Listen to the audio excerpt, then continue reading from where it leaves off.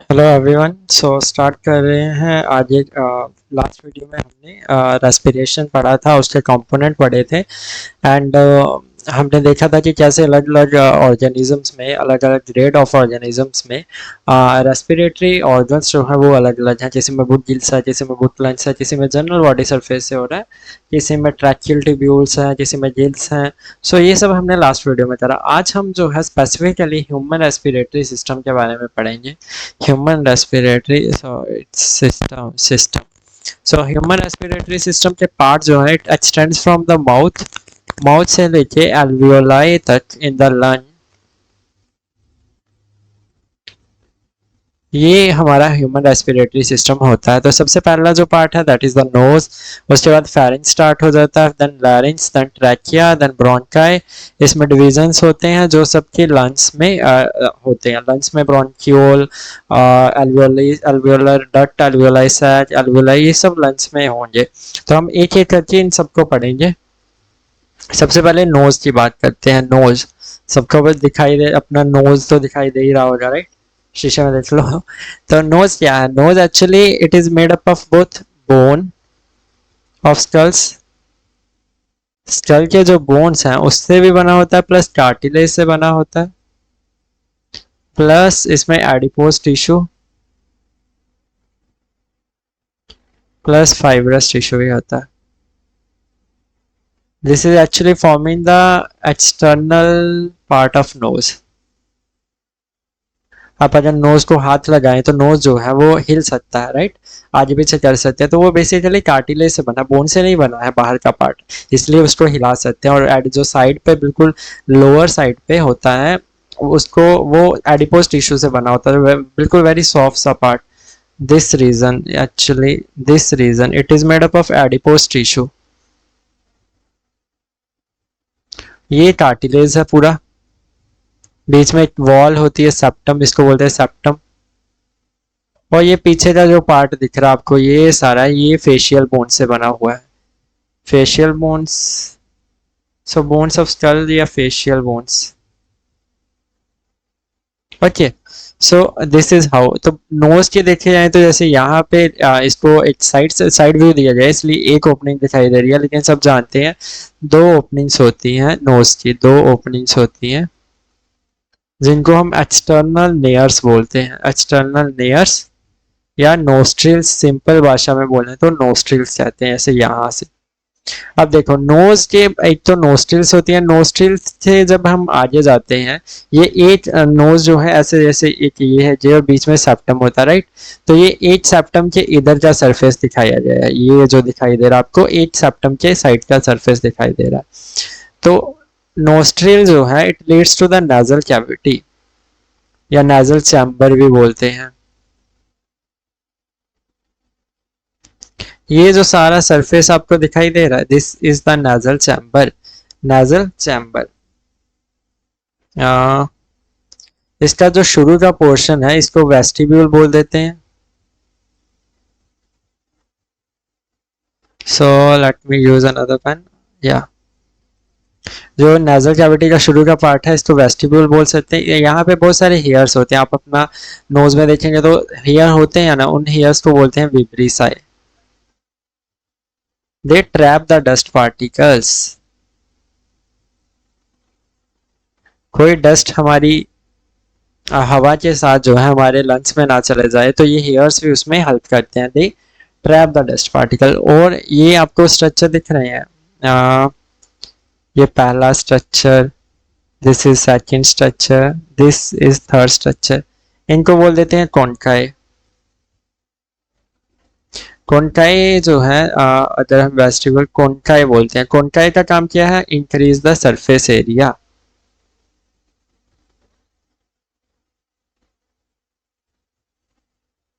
नाजल chamber का surface area बढ़ाने का काम करते हैं ये कॉन्काई। अब सरफेस एरिया क्यों चाहिए? देखो हमारे जो लंग्स हैं, एक मिनट, लंग्स उनको चाहिए ह्यूमिड, मतलब moist, warm and dust free air.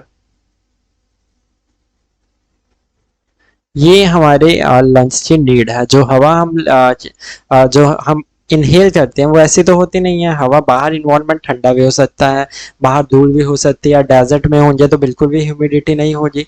तो ये जो कॉनकाई है, इनकी जो वॉल, इनकी जो सरफेस है, it is lined with mucus membrane, mucus membrane से लाइंड होती है। तो इसकी वजह से वो म्यूकस जो है इस जो ह्यूमिडिटी को कॉज करता है और हवा को ह्यूमिड कर देता है। साथ ही में ब्लड वेसल्स लाइन करती हैं तो वार्म भी कर देता है, और बिब्रिसाई के हेयर जो है डस्ट फ्री कर देते हैं। तो इस तरह हमारे लंग्स की इन 3 डिमांड्स की पूर्ति होती है। अच्छा, ये तो स्ट्रक्चर है, इनके बीच में ये जो गैप दिख रहा है, हवा कहाँ से पास होगी? ये तो स्ट्रक्चर्स हैं, यहाँ से हवा थोड़ी पास होगी। ये जो आपको स्ट्रक्चर दिखाई दे रहे हैं, दिस ये एक्चुअली क्या है? दिस आर द, ये पैसेज है, नैरो पैसेजेस फॉर एयर। हवा जो है जब नोस्ट्रिल से आगे जाएगी तो ये 3 बैरियर बन गए, और इन तीनों के बीच में ये जो स्पेसेस हैं, यहाँ से हवा जाती है, यहाँ से हवा जाती है, यहाँ। तो इन स्पेसेस को बोलते हैं मीटस। ओके, सो नाजल वेस्टिब्यूल पढ़ा, नाजल कॉन्काई पढ़ा, नाजल मीटस पढ़ा। अब ये इनके बाद ये जो कॉमन सा ओपनिंग दिखाई दे रहा है, कोई अच्छा सा पेन यूज करते हैं, या ये जो कॉमन ओपनिंग दिख रहा है इसको बोलते हैं इंटरनल नेयर्स। इंटरनल नेयर्स, जैसे एक्सटर्नल नेयर्स नोस्ट्रिल को कहते हैं ना, सॉरी, हाँ, नोस्ट्रिल्स को ही कहते हैं। नोस्ट्रिल्स का दूसरा नाम है external नेयर्स।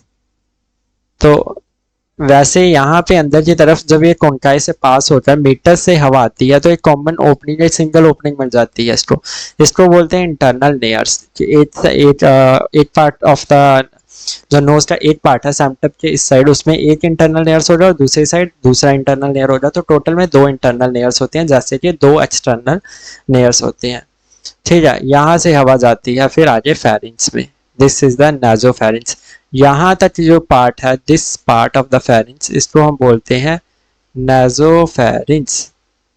Up to the level of soft palate. ये क्या है? This is the oral cavity, ये जो टंग है, और ये क्या बीच में जो स्पेस दिख रही है, this is the oral cavity. और ये क्या है? ये पूरे का पूरा है palette.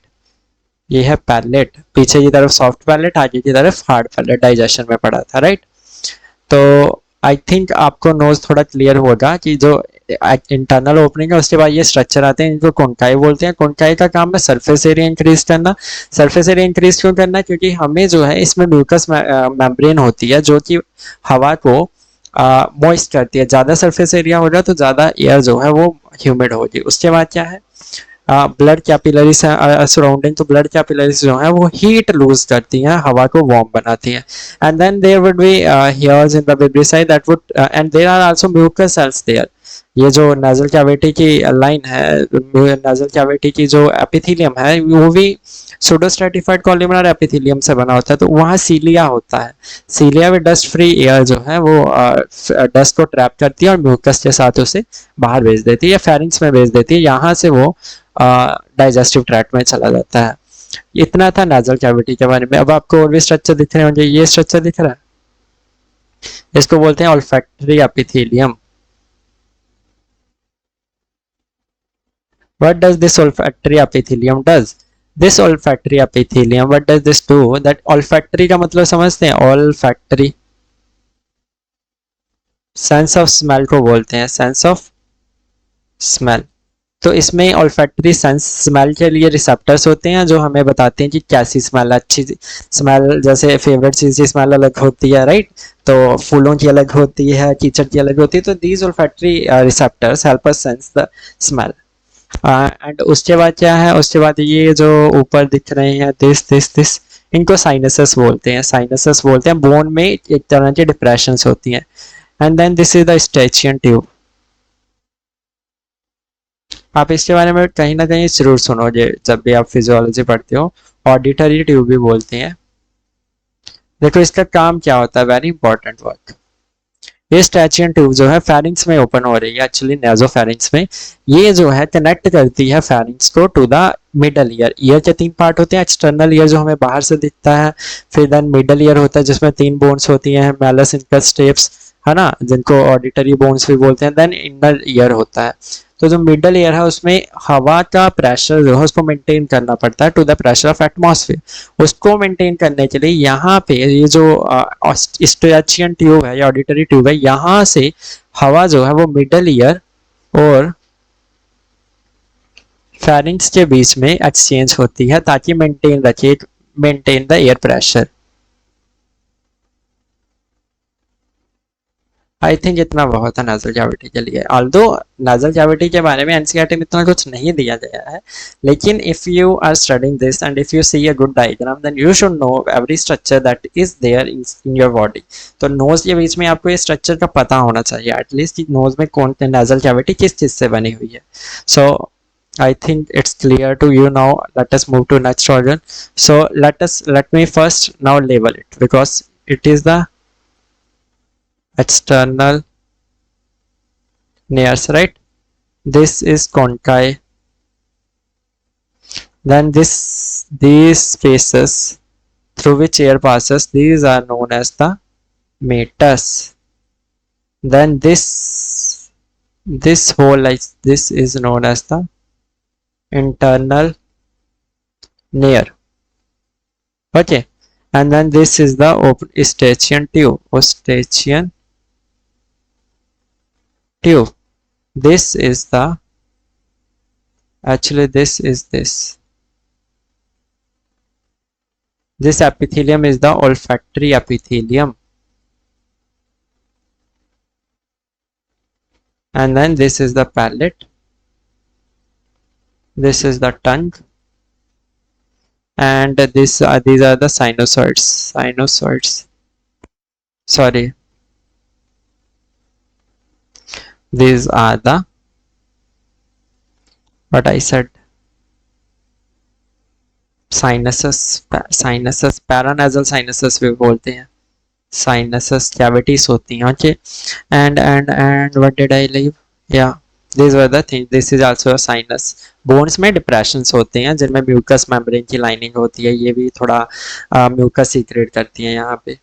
Okay, and then this region is vestibule. I think this is okay. Now we are talking about the pharynx. Pharynx क्या है? Pharynx के 3 पार्ट हैं। ओके, पहला पार्ट है nasopharynx। nasopharynx दूसरा पार्ट होता है oropharynx। तीसरा पार्ट होता है larynx। देखो यहाँ पे एक बोन होती है, यहाँ पे टंग के नीचे इस एरिया में, इसको बोलते हैं हाइयोइड बोन। यहाँ पे एक बोन होती है, ओके, हाइयोइड बोन। तो देखो नाजोफेरिंक्स जो है ये एक्सटेंड करता है फ्रॉम द एक्सटर्नल लेयर से स्टार्ट हो जाता है and it extends up to soft palate. ठीक है, और नाजोफेरिंक्स के बारे में it has respiratory function only.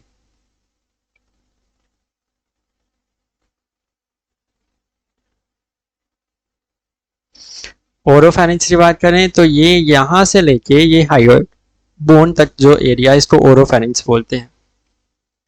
From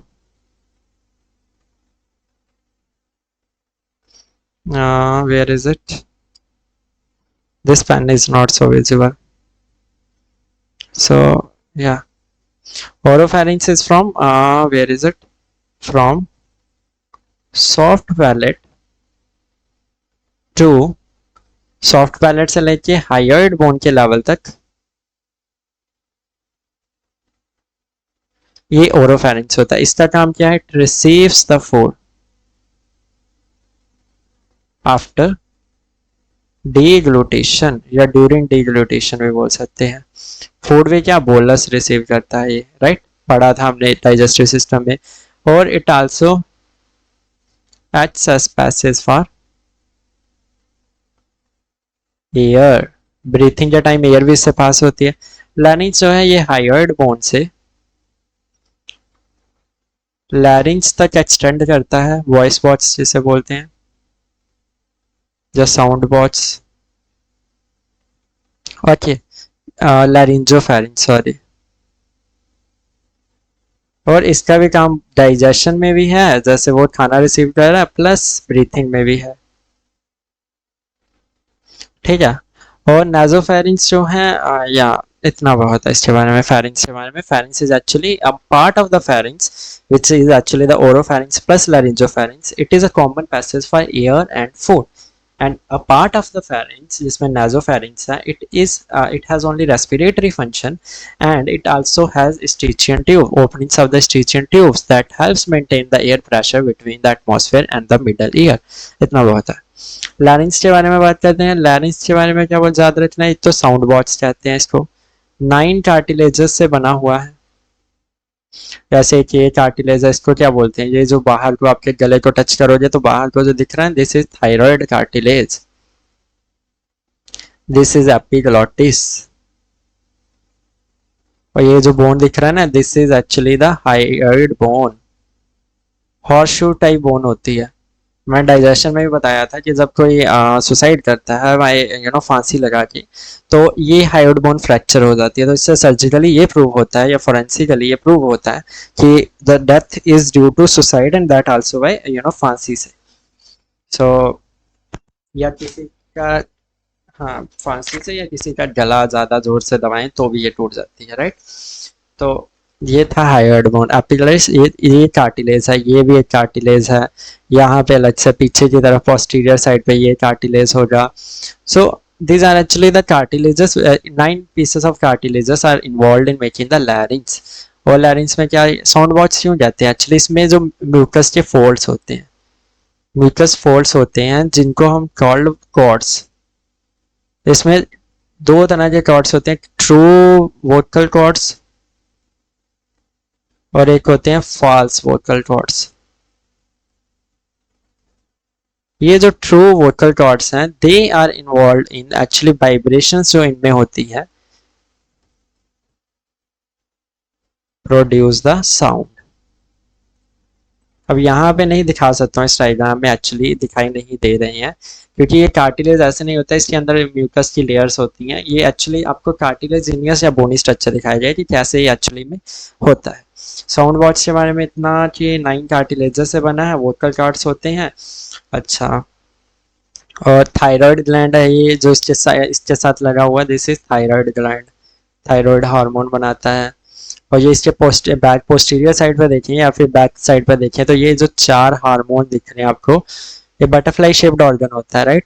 जब केमिकल कंट्रोल कोऑर्डिनेशन पढ़ेंगे तो इसको भी पढ़ना है। This is thyroid gland, and ये 4 को बोलते हैं पैराथायराइड ग्लैंड्स, 4 होते हैं।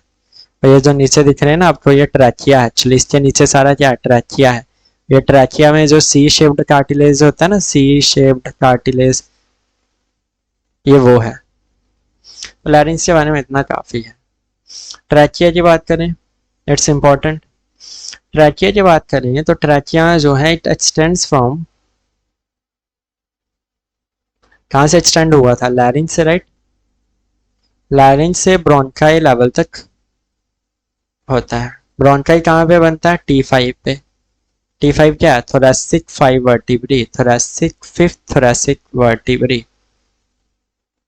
जब ऐसे आगे की तरफ रेस्पिरेटरी ट्रैक्ट है, तो पीछे तरफ क्या, वर्टिब्रल कॉलम, तो पीछे की तरफ से यहाँ पे थोरैसिक 5th वर्टिब्री आती है, उस लेवल पे जो है ट्रैकिया डिवाइड होता है ब्रोंकाई में। ठीक है, आगे बढ़ते हैं, ब्रोंकाई क्या होता है। अब ट्रैकिया की बात करेंगे तो ट्रैकिया की पहले थोड़ी सी हिस्टोलॉजी जान लेते हैं। हिस्टोलॉजी मतलब कैसे बना हुआ है, हिस्टोलॉजी, इसको एयर पाइप, विंड पाइप भी कहते हैं शायद, राइट। देखो, जैसे हमने डाइजेस्टिव सिस्टम पढ़ा, डाइजेस्टिव सिस्टम पढ़ा था ना, तो उसमें क्या करो, इसमें ईसोफेगस को याद करो। ईसोफेगस में हमने बोला था कि जो पहली लेयर है अंदर की तरफ, उसको म्यूकोजा कहते हैं। दूसरी लेयर जो है वो सबम्यूकोजा होती है। तीसरी लेयर जो है वो होती है मस्कुलैरिस। यहाँ पे मस्कुलैरिस नहीं होती है, ये याद रखना है। यहाँ पे होता है कार्टिलेज, मसल की जगह कार्टिलेज आ जाए। और चौथी लेयर जो है वहां पे एडवेंटिशिया होती थी, राइट।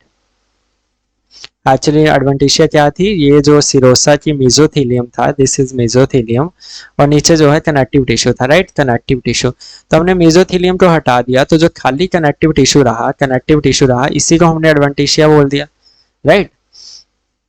तो जस्ट 1 सेकेंड, ये है हमारी ये इसोफेगस का था। तो हम इसोफेगस के बारे में नहीं पढ़ रहे, अब हम किसके बारे में पढ़ रहे हैं, why is this eraser not working. This is histology of trachea. Trachea का भी सेम ही हिस्टोलॉजी होता है। म्यूकोजा जो है इसका, उसमें भी एपिथेलियम होता है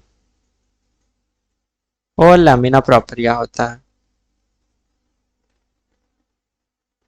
ठीक है। अच्छा, एपिथेलियम की बात करते हैं इसकी। तो एपिथेलियम जो है जो हमारा दो जोन में डिवाइडेड है, ओके। एक होता है कॉन्डक्टिंग जोन, आगे पढ़ेंगे तो आपको सब समझ आ जाएगा, and then is respiratory zone. जो trachea, it is a part of conducting zone, conducting zone का पार्ट है। तो इसमें जो है एपिथेलियम जो है, it is made up of pseudo stratified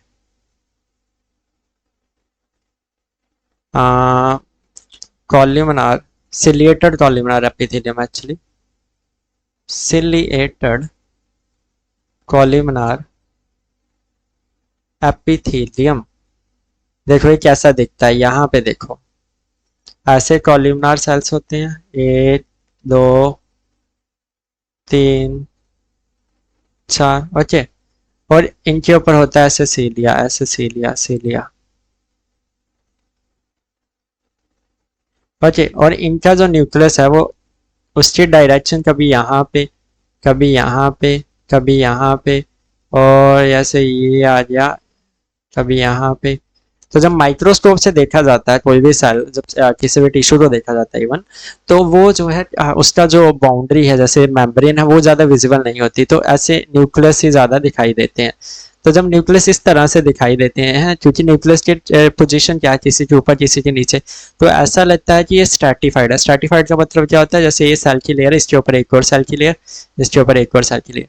तो ऐसा लगता है जब माइक्रोस्कोप से देखें कि ये जो हम, हालांकि एक ही सिंगल लेयर है, लेकिन ऐसा लगता है मल्टीपल लेयर्स क्या है, इसलिए इसको सूडो स्ट्रैटिफाइड बोलते हैं। सूडो का मतलब ही है फॉल्स, मतलब फॉल्सली जो स्ट्रैटिफाइड हो, उसको सूडो स्ट्रैटिफाइड। और कॉल्यूमिनार सेल्स है, कॉल्यूमिनार मतलब इस तरह से, और सिलिएटेड है, माने ऊपर सीलिया है। ये सीलिया क्या करता है, कोई डस्ट पार्टिकल आ जाता है तो उसको क्या करता है, ट्रैप कर लेता है। अब ट्रैप करने के बाद यहाँ पे होते हैं गॉबलेट सेल्स, सूडो स्ट्रैटिफाइड के साथ साथ ही यहाँ पे होते हैं बहुत सारे ऐसे करके गॉबलेट सेल्स। ये गॉबलेट सेल क्या करते हैं, म्यूकस को रिलीज करते हैं। तो ये म्यूकस जो है इस डस्ट पार्टिकल्स को ट्रैप कर लेता है, और ट्रैप करने के बाद ये जो सीलिया है, ये अपने बीटिंग एक्शन से इसको टूवर्ड्स द फेरिंग्स लेके जाते हैं, और फेरिंग्स से ये जो जा तो स्पिट आउट कर देते हैं हम कभी कभी, या मोस्टली ये क्या होता है, डाइजेस्टिव सिस्टम में चला जाता है। तो इस तरह से अगर कोई डस्ट पार्टिकल एंटर हो जाता है, तो म्यूकस जो होता है इस एपिथेलियम का, it traps that dust particle, the cilia beats and move this dust particle towards the pharynx where it is either spit out or it enters the digestive system. Lamina propria connective tissue से बना हुआ है, right? And what do else do we have in the lamina propria? Okay, सब mucosa है, सब mucosa में बहुत सारे म्यूकस ग्लैंड्स होते हैं, सीरस ग्लैंड्स होते हैं, प्लस कनेक्टिव टिश्यू होता है, ओके। और ये म्यूकस सीक्रेट करते हैं, और ये भी वाटर लाइक फ्लूइड ही होता है, सीरस फ्लूइड, उसको सीक्रेट करते हैं ताकि मॉइस्चर न रहे। और क्या होता है इसमें, स्मूथ मसल्स, कुछ हद तक स्मूथ मसल होती है। अच्छा, ये जो ग्लैंड थे ये लैमिना प्रोप्रिया में होते हैं, सब म्यूकोजा में स्मूथ मसल होता है और कुछ इलास्टिक फाइबर्स होते हैं, और कनेक्टिव टिश्यू होता है, okay. Then do we have cartilage. Cartilage जो है इसमें हाइलिन कार्टिलेज होता है, जो कि ऐसे सी शेप्ड होता है, जैसे ये ट्रैकिया की ट्यूब है, ओके। ट्रैकिया के ट्यूब की ये साइड पे इस तरह से incomplete hyaline cartilage C shaped, और ये कैसा होता है incomplete, this is hyaline cartilage, this is hyaline cartilage, और 16 से 20 होती हैं, राइट।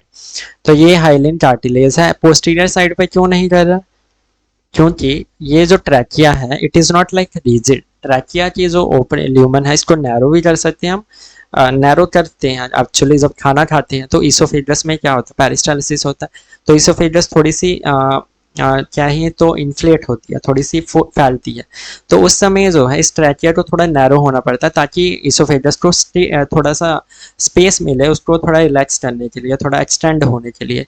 तो उस समय जो है ये कार्टिलेज जो है विद द हेल्प ऑफ यहाँ पे एक मसल की लेयर होती है, यहाँ पे एक मसल्स होती हैं ट्रैकियालिस मस्कुलेयर, ये जो मसल होती है ये जो है इन दोनों ट्रैकिया के दोनों एंड को होल्ड करके रखती है, hold the ends of C shaped cartilage. तो जब खाना खाते हैं तो जो इसोफेगस है वो थोड़ा रिलैक्स होता है, थोड़ा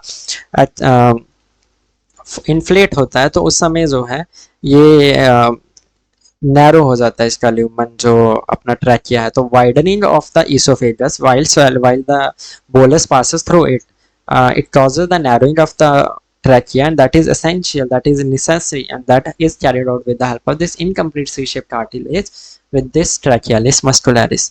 और देन एडवांटेज क्या होता है, कनेक्टिव टिश्यू होता है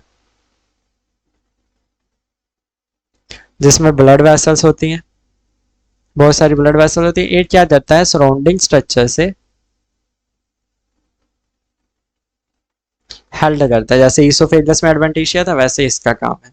तो this is about the histology of respiratory tract. तो रेस्पिरेटरी ट्रैक्ट में जो कंडक्टिंग जोन है कोई भी ले लें उसमें सारे सेल जो है इसी तरह से होते हैं। जैसे नाजोफेरिंक्स की भी अगर आप बात करें तो नाजोफेरिंक्स में भी इसी तरह के सेल पाए जाएंगे, ब्रोंकाई में भी इसी तरह के, ब्रोंक्यूल में भी इसी तरह के, even up to terminal bronchiole.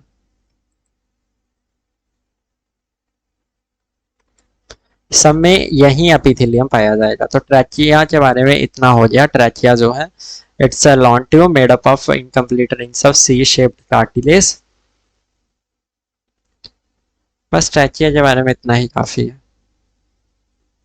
अच्छा, ब्रोंकी एंड ब्रोंक्यूल्स के बारे में बात करते हैं। जैसे ट्रैकिया है, ये ट्रैकिया आ रहा था, राइट।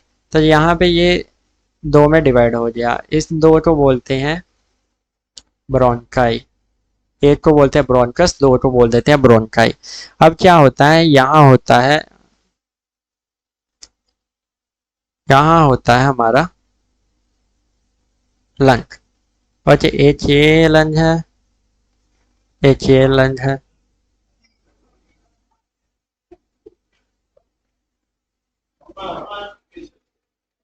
ओके, अब यहाँ से जो ब्रोंकाई है, ब्रोंकस या बोले तो ये डिवाइड होता है। जैसे लंग है, लंग की बात करें तो जो हमारा ये राइट लंग है, राइट लंग जो है it is divided into 3 lobes, ऐसे इनको बोलते हैं fishers,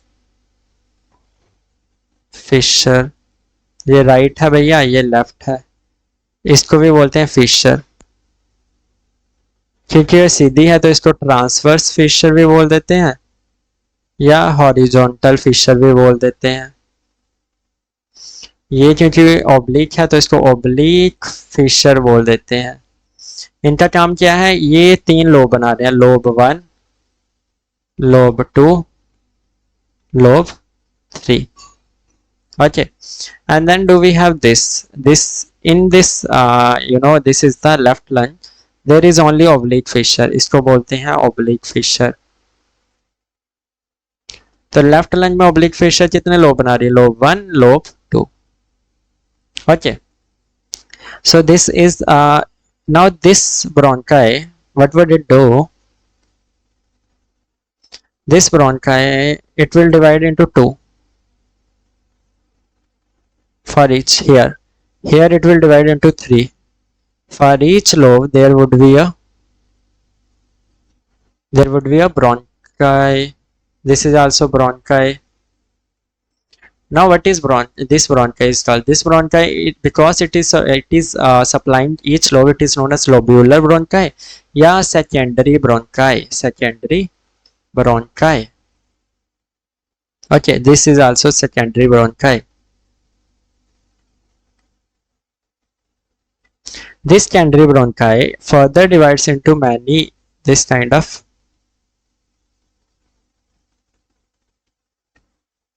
Now what do we call? These are known as the tertiary bronchi. Tertiary bronchi divide into the bronchioles. जैसे ट्यूब के पास छोटा क्या होता है? ट्यूब्यूल. तो वैसे ब्रोंकाई से छोटा क्या होगा? Bronchiole, right?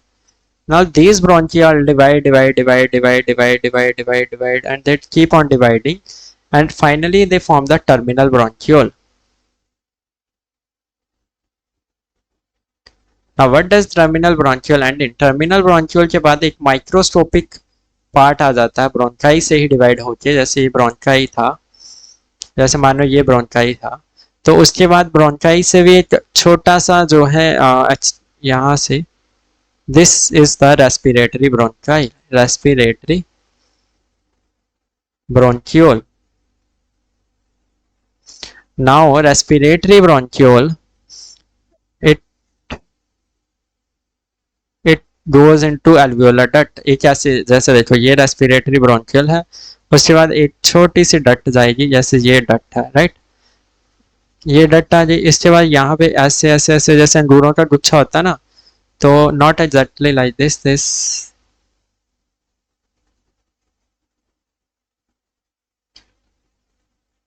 कुछ इस तरह से होता है. नॉट जैसे ग्रेप का वो होता है ना, बंच ऑफ ग्रेप्स, वैसे हो जाता है. इसको बोलते हैं एल्वियोलर डक्ट. और ये जो बीच में स्पेस है, इसको बोलते हैं एल्वियोलर सैक. और एल्वियोलर सैक के बाद ये जो एक बैलून लाइक स्ट्रक्चर है, ये इस तरह से, इसको बोलते हैं एल्वियोलाई. सो डिवीजन क्या है? बेसिकली डिवीजन इस तरह से है, लेट मी राइट. सो सबसे पहले हमारे पास क्या था? ट्रैकिया. ट्रैकिया डिवाइड हुआ ब्रोंकाई में, जिसको हमने प्राइमरी ब्रोंकाई भी बोल सकते हैं. प्राइमरी ब्रोंकाई डिवाइड हुआ सेकेंडरी, राइट पेन यूज कर लेते हैं, या it will change into secondary bronchi, जिसको हमने क्या बोला था? Lobular bronchi. Lobular bronchi will go into and form the tertiary bronchi. Tertiary bronchi. This will form the bronchiole. Bronchiole will go and they will keep on dividing and they will finally form the terminal bronchiole. And now the terminal bronchiole will also keep on dividing, and it will form the terminal bronchiole will divide into the respiratory bronchiole. And what do the respiratory bronchiole will divide into? They will go into the alveolar duct, and alveolar duct to the alveolar sac, and alveolar sac to particular alveolus या alveoli. So this is the passage of air. Air will pass passage of air. हवा कैसे पास होगी? यहाँ से ऐसे ही जाएगी. Trachea में कहाँ से आया था? लैरिंक्स से. सॉरी, यहाँ से लैरिंक्स में. लैरिंक्स में कहाँ से आया था? फेरिंक्स से. फेरिंक्स में कहाँ से आया था? नोस्ट्रिल में. और नोस्ट्रिल में कहाँ से आई थी हवा? एटमॉस्फेयर से. So this whole passage is what the air follows.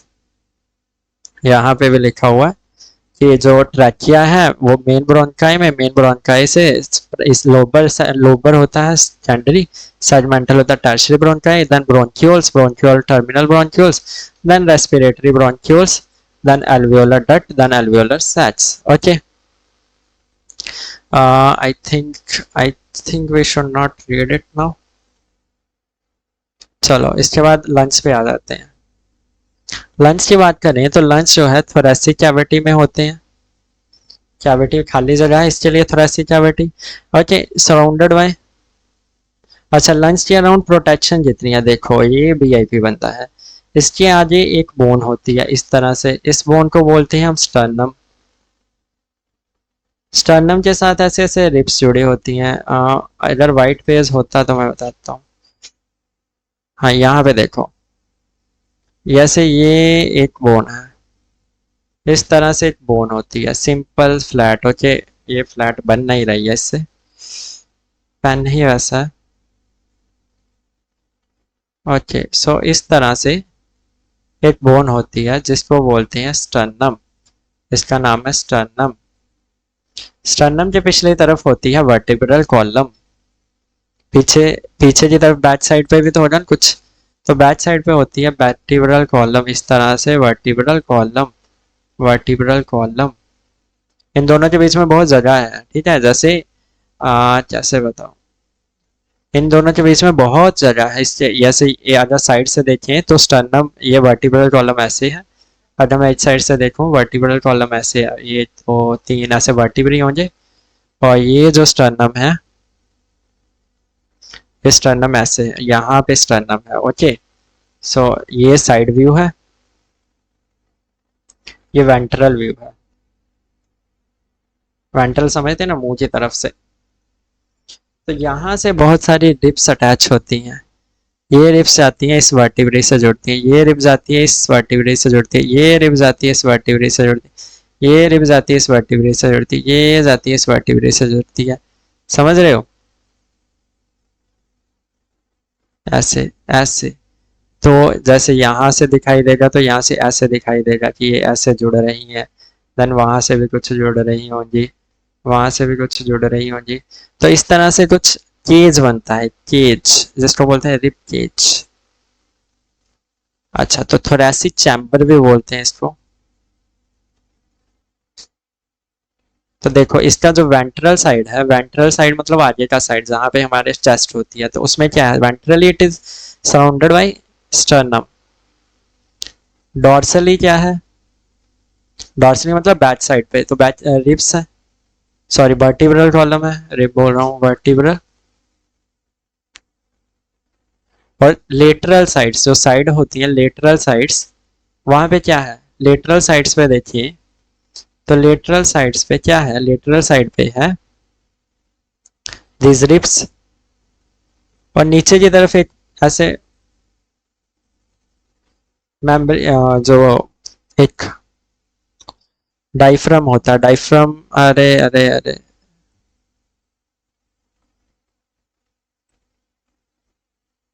Okay, तो यहाँ पे होता है डाइफ्रम। तो लंग्स की अगर थोरेसिक केज की बात करें या थोरेसिक चैम्बर, वो बनी कैसे है, एंटीरी जो डॉर्सल साइड है वहां पे रिब केज है, सॉरी वर्टिब्रल कॉलम है, वेंट्रली स्टर्नम है, लेटरल साइड पे रिब्स है, और जो पोस्टीरियर या डाउन की तरफ से अगर हम देखें तो डाइफ्रम, ये सारा बनाता है थोरेसिक चैम्बर को। तो ये देखो, ये जो है अगर मैं रिब्स को सामने से काटूं तो ये कट एंड्स ऑफ रिब्स है, कट एंड्स ऑफ रिब्स, ये लिखा हुआ है actually. And then what do, this is the trachea, trachea पे C shaped cartilage, this is the primary bronchus, this is the secondary, और ये bronchioles ऐसे। और हाँ, लंग्स की कवरिंग, लंग्स की कवरिंग जैसे लंग है एक, तो इसको जो है कवर करने के लिए एक हाइलाइटर का इस्तेमाल कर लेते हैं। ये देखो, एक इस तरह से कवरिंग होती है, लंग्स को ऐसे कवर किया होता है कवरिंग ने। देखो ये कवरिंग जो है, हाइलाइटर अगेन, ये कवरिंग जो है इसकी डबल वॉल होती है, एक ये और एक ये जो बाहर की कवरिंग होती है इसको बोलते हैं पैराइटल प्लूरा, पूरी को बोलते हैं दोनों। और ये अंदर की तरफ होती है क्योंकि ये विसरल ऑर्गन को कर रही है, तो इसको विसरल प्लूरा बोलते हैं। दोनों को मिला के प्लूरल प्लूरल मेम्ब्रेन बोल देते हैं। So lung is supported. Lung is covered by a membrane known as the pleural membrane. Part of the membrane, it is a double-walled membrane. So the part of the membrane that the wall, actually the layer of the membrane that covers the visceral organ, that is the lung, is known as the visceral pleura, and that which lines the thoracic chamber. यहाँ पे क्या हो जाए, thoracic chamber ही तो है जो thoracic, यहाँ पे ribs वगैरह होंगी, right? तो जो इसको जो है, और लिप्स के बीच में मसल्स होती हैं दो तरह की, एक होती है एक्सटर्नल इंटरकोस्टल और एक होती है इंटरनल इंटरकोस्टल। तो वो जब हम मैकेनिक्स ऑफ ब्रीथिंग पढ़ेंगे तब उसके फंक्शन पढ़ेंगे, तो मैकेनिज्म ऑफ ब्रीथिंग में एक्चुअली। तो ये जो प्लूरल मेम्ब्रेन है, इसके आउटर साइड पे पैराइटल प्लूरल है, इन साइड पे विसरल प्लूरल, उनके बीच में ये जेलो सा आपको दिखाई दे रहा है, this is the pleural fluid. Okay, this fluid tends to decrease the surface tension between the lung and the thoracic wall. ये इसका फंक्शन है प्लूरल फ्लूइड का, सरफेस टेंशन को कम करता है, ये इसका फंक्शन है। तो देखो ये लंग्स है, और राइट, देखो राइट लंग के बारे में पढ़ा था कि इसके कितने होते हैं, 3 लोब्स होते हैं, राइट। और लेफ्ट लंग क्या है, 2 लोब से बना हुआ है। और क्या जानना है कि जो हमारा लेफ्ट लंग है, इसमें एक नॉच होती है जिसको हम बोलते हैं कार्डियक नॉच। जो हमारा हार्ट है वो थोड़ा सा जैसे ऐसे होना चाहिए हार्ट को, तो हमारा हार्ट जो है थोड़ा सा टिल्टेड होता है इस तरह से। तो ये जो थोड़ा सा पोर्शन है इसका जो पोस्टीरियर, ये जो है इस कार्डियक नोच में आता है। तो this is the cardiac notch, this is actually the cardiac notch. तो ये आपको दिख रहा है trachea, trachea divides into bronchi, bronchi into bronchia, various branches. And this ये जो नीचे आपको स्ट्रक्चर दिखाई दे रहा है, this is the diaphragm, sheet like which is actually enclosing this lungs in the thoracic chamber। ये नीचे से क्या कर रहा है, ऐसे एक एयर टाइट चैम्बर होता है, ये जो thoracic चैम्बर होता है जिसकी हमने बात करी रिब्स वगैरह से बने, this is an air tight chamber. तो ये डायफ्राम एयर टाइट बनाता है उसको। अच्छा, इन ये जो रिब्स हैं, जैसे एक ये रिब्स है, एक ये रिब है, एक ये रिब है, इनके बीच में मसल्स होती हैं, 2 तरह की मसल्स होती हैं, एक्सटर्नल इंटरकोस्टल जो बाहर की तरफ होती हैं, और एक होती है इंटरनल इंटरकोस्टल, जिनके बारे में हम मैकेनिज्म ऑफ ब्रीथिंग में पढ़ेंगे। इसमें कुछ छोड़ा है, कुछ नहीं छोड़ा भैया, सब बताया। अच्छा, दिस इज द लंग, इसको देख लेना, this is trachea, this is larynx, this is trachea, this is the primary bronchi, this is the, these are the secondary. तो 2 ही होंगे, left main bronchus, left lobus, left bronchiole, diaphragm, cardiac notch, visceral pleura और parietal pleura बताया। और visceral जो अंदर की side है ये वाला, और पैराइटल प्लूरा ये बाहर की साइड है ये वाला। अच्छा, मैंने बताया था कि 2 तरह की जोन्स होती है, एक होती है कंडक्टिंग जोन, एक होती है रेस्पिरेटरी जोन। कंडक्टिंग जोन का फंक्शन क्या है, देखो कंडक्टिंग जोन का नाम इसलिए पड़ा है क्योंकि यहाँ पे नो डिफ्यूजन ऑफ गैसेस होता है। गैसेस जो है इस सरफेस पे डिफ्यूज नहीं होती हैं, तो क्या होता है भैया, सिर्फ गैस पास होती है, जैसे एक सिर्फ एक रास्ते की तरह काम कर रहा है, यहाँ पे कुछ भी गैस का एक्सचेंज नहीं होगा। लेकिन respiratory zone actually diffusion takes place.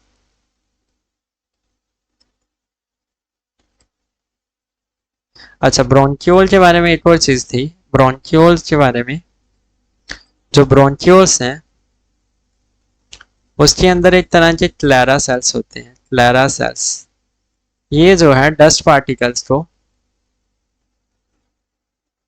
या फिर कोई फॉरेन टॉक्सिक आ गया, फॉरेन मटेरियल आ गया, उसको ट्रैप करते हैं। ओके, सो ये क्लैरा सेल्स है, क्लैरा सेल्स का काम है। देन उसी तरह एल्वियोलाई में भी इस तरह के सेल्स होते हैं जिनको हम club cells, sorry, Clara cells का एक नाम क्लब सेल्स भी है।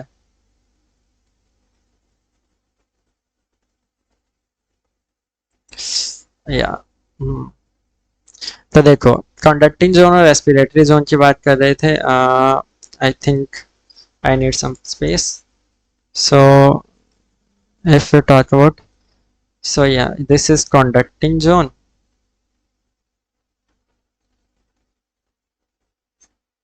और एक आ गई हमारी respiratory zone.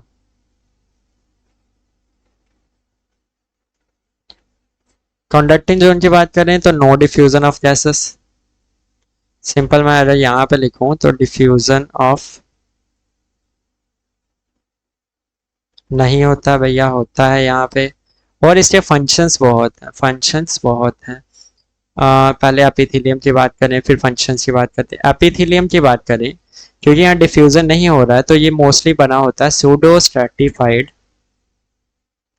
Ciliated columnar epithelium से, और ये बना होता है सिंपल स्टेमस एपिथेलियम से, क्योंकि simple stems is the ideal for diffusion of gases. Sir जितना छोटा रेस्पिरेटरी मेम्ब्रेन का विड्थ होगा उतनी जल्दी गैसेस का डिफ्यूजन होता है। रेस्पिरेटरी मेम्ब्रेन क्या होती है वो भी पढ़ेंगे। अच्छा, और क्या होता है इसमें? अच्छा, कहाँ से कहाँ तक होता है? तो ये नेसल चैम्बर से टू टर्मिनल ब्रोंकियोल होता है।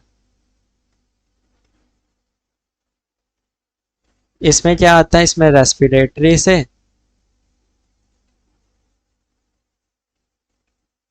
रेस्पिरेटरी ब्रोंकियोल से एल्वियोलाई तक, जो भी एल्वियोलाई डक्ट, एल्वियोलर सैक, ये तीनों चारों आते हैं।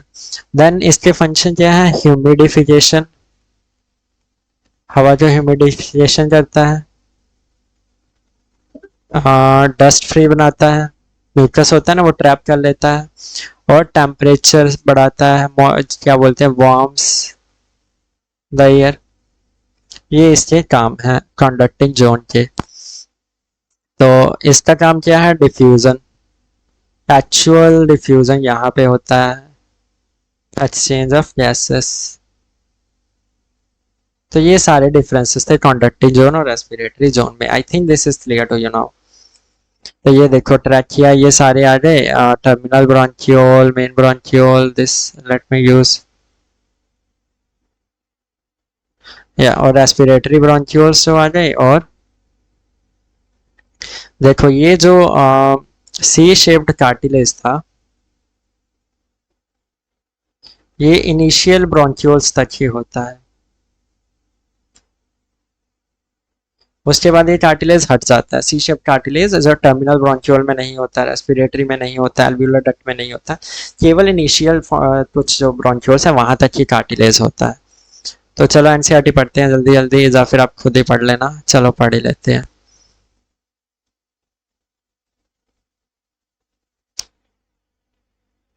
We have a pair of external nostrils, nostrils हैं जो कि लिप्स में के ऊपर होते हैं।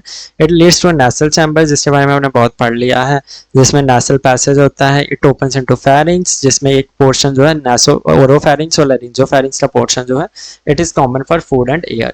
फेरिंग्स जो है लैरिंग्स में ओपन होता है, लैरिंग्स कार्टिलेजिनस बॉड्स है और साउंड प्रोडक्शन में हेल्प करता है, इसलिए इसको साउंड बॉड्स बोलते हैं।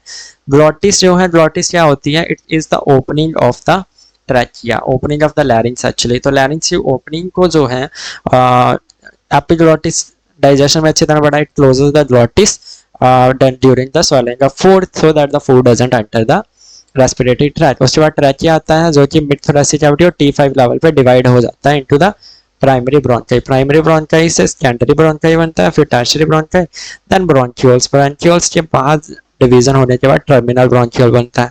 ट्रैकिया, प्राइमरी और up to the initial bronchioles, यहाँ तक क्या होते हैं? Incomplete C shaped cartilaginous ring.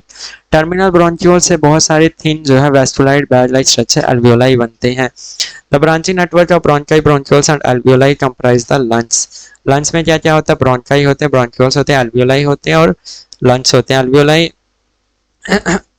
alveoli, alveolar duct और रेस्पिरेटरी जो ब्रोंकियोल होता है, they are lined with the simple squamous epithelium.